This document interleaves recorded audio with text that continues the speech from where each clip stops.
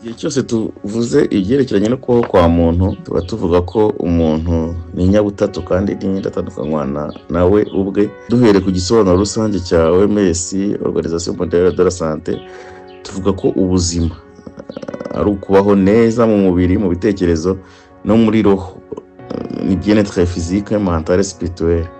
Muri content hub rero cyangwa se iri zingiro ry'amacontent ntabwo rwose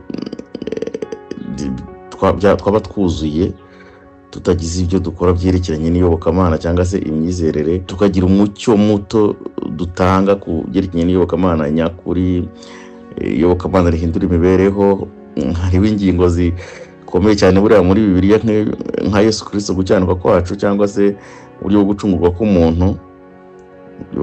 k'umuntu. Iyi ni ingingo ikomeye cyane, ni ingingo fatizo, ndetse twavuga ko ari nkayo context ya Bibiliya yose. Tuzajya tuyigarukaho rero, tuyiganireho, tuyitindeho, dutumire abafite icyo bayiziho, dutumire abafite ubuhamya. Icyakora atari bya bindi by'impaka zo mu myizerere za ngo turwane, akenshi ubona nta n'icyo zinamaze, ahubwo cyane cyane twibande ku kuntu iyobokamana nyine rihindura imibereho. Tureka abantu batanga ubuhamya, noneho tuvuge iby'imbuto za Mwuka Wera. Ntituzabura kuziganiraho. Imbuto za Mwuka Wera tuzaganira kandi ku ruhare iyobokamana rishobora kugira mu iterambere ry'igihugu. Navuga ko ku ruhande rwacu, nubwo iyo mvuze ku ruhande rwacu harimo ndi kuvuga ku ruhande rwanjye no mu birebere yanjye, navuga ko dufite icyerekezo cyitwa connexion avec Jésus. Ni inyigisho muzi zerekeye intambara ikomeye iri hagati ya Kristo na Satani, uko yigaragaje mu mateka ya mwene muntu. Ni inyigisho z'uruhererekane cyangwa se amaseri zihera ku nkomoko y'ikibi cyangwa se origine du mal, kugenda ukazageza nyine ku iherezo ry'intambara, kuva Satani yigomeka mu ijuru acumura. Ubwo murabyumva ibyabaye hagati aho byose, kugwa k'umuntu cyangwa se gucumura kwa Adamu, ukaza ukagera ku mwuzure, isi irimburwa n'umwuzure. Tukareba none kuzamurwa no gusenywa k'umunara w'i Babeli. Tukareba guhamagarwa kwa Aburahamu, tukareba bene Aburahamu nyine kugenda ukageza ku gutoranywa kw'Abisirayeli. Tukareba ubwoko bw'Imana mu Egiputa, imyaka yose bamaze mu Egiputa. Tuzarebera hamwe nyine kugaruka i Kanani. Turebeho imirimo y'abacamanza, igihe Abisirayeli bamaze bayoborwa n'abacamanza, kugeza nyine bifumbi bati ntabwo tubyumva, ahubwo bisabira umwami. Bashaka kubona kuyoborwa n'umwami nk'andi mahanga yose. Turebe nyine kwimikwa kwa Sawuli, imyaka 40 yabategetse. Turebe ingoma ya Dawidi, ingoma y'umuhungu we Salomo, kugira nyine igihe Isirayeli icikamo kabiri. Icyo gihe dushobora no gutumira n'abanyamateka tukazana aho kuba twamenya inkomoko z'irihanganiro riba hagati y'Abisirayeli ndetse n'Abarabu, ko bose ni bene Aburahamu. Noneho tuzavuga ku bunyagirwa Babuloni cyangwa se no mu bindi bice bagiye banyagirwamo, kugarurwa kwabo. Aho harimo n'inyigisho nyine ziba ziganjemo imiyoborere y'abami ndetse n'abahanuzi babo. Hanyuma aho rwose tuzahatinda.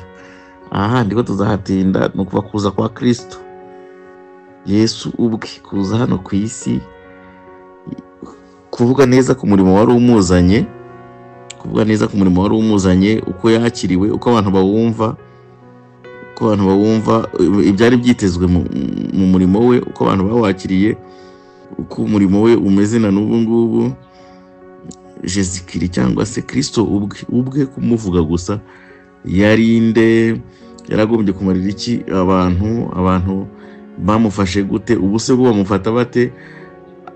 Abafata inyigisho ze bakazihindura igihahisho cyo kwihahira gusa, bakagaburira abana babo, bikaba binyuranye na misiyo ye bwite. ababyitwaza cyangwa se bagiye babyitwaza hirya no hino bagakandamiza abandi, ibyo tuzagenda tubivuga ko cyangwa twanatumiye nyine n'ababifitemo yenda ubunararibonye kuturusha cyangwa se tubusangiye. Hanyuma ibyakozwe n'intumwa, imirimo y'intumwa ryo torero rya mbere uko ryari rimeze, aho ryerekezaga, abaryiyitirira bagiye barisimbura uko bitwara ubu ngubu cyangwa se aho bihuriye. Noneho intambara ikomeye hagati ya Kristo na Satani ubwayo mu mizi, ko byagenze kuva ku itorero ry'intumwa, amatorero yagiye akurikiraho. Turebe igihe cy'umwijima kurenganywa kw'abakristo. Imirimo y'ubugorozi tuzayivuga, no kuvuga ko tuzavuga ku mirimo ya Martin Luther ndetse n'abandi bagiye bamukorera mu ngata.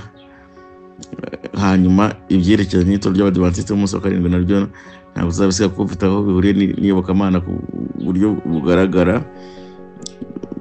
Tuzagira ibyo tujya tuvuga ku nyandiko za Madamu Ellen G. White, zaba izivuga ku butumwa bwiza ubwabwo bita dodo prophecy, bigaragarira muri za nyandiko ze, abakurambere n'abahanuzi n'abami, bifuzwe byose, ibyakozwe n'intumwa ndetse n'intambara ikomeye, ndetse n'inyandiko ze zindi twakwita ibihamya hagati mu wanyaje.